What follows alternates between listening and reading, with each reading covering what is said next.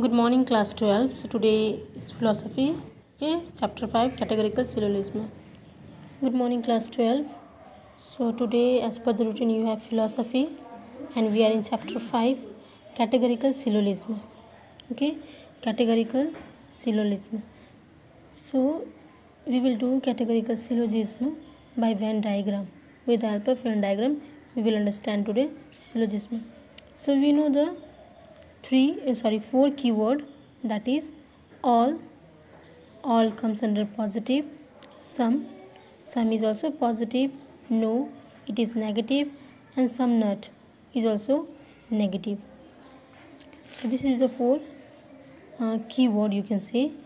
So if statement is positive, remember my dear students, we know that in syllogism there is two statements and one conclusion. Okay, two premises and one conclusion. So if the statements, both the statements are positive, then conclusion must be positive. If both the statements are negative, then conclusion must be negative. If one statement is positive and one is negative, okay, then conclusion must be negative. If there is some cases where both the statements are negative, then there won't be any conclusion. If both the statements are negative, then there won't be any conclusion. No conclusion will be there.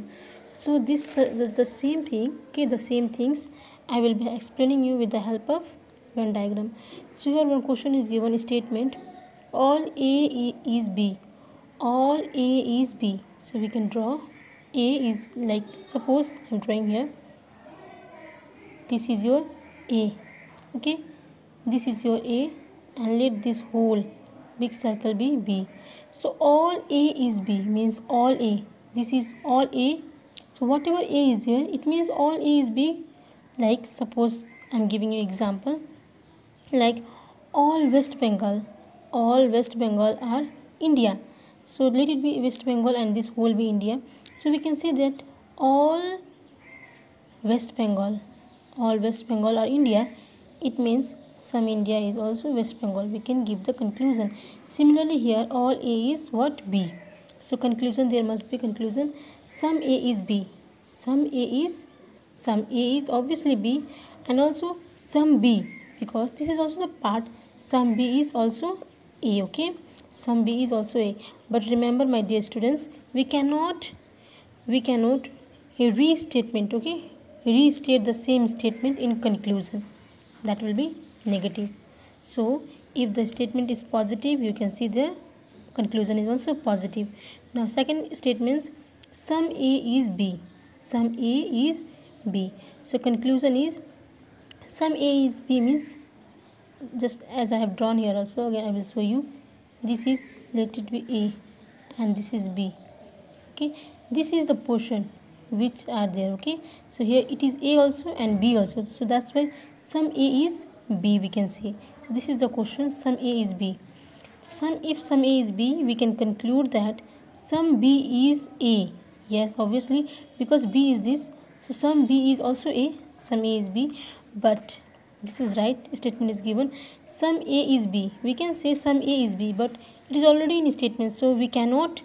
I am given here, note it down that restatement never be a valid conclusion.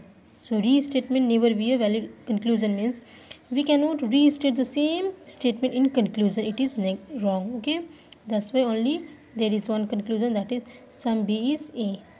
If the statement is sum, okay, if the statement is in sum, so we cannot conclude. Okay, conclusion cannot be in all.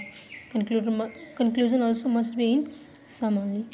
Now third question, no A or B, it is negative. You can see no A or B. So here it is A, it is B. There is no connection. Okay, there is no connection. That's why no A or B. So we can say that conclusion, no B is A. No B is A. It's right only. Some A is not B. Obviously some A is not B means all A is not B. Some A is not B. Some B is not A. Some B is not A also we can say. But remember, negative negative statements always gives us negative conclusion. Okay, so some questions I will be showing you in next video. So this is the important which you can understand with the help of Venn diagram. Thank you so much. Hope you all understood this. Thank you class 12. I hope you all understood. Please go through this again and again to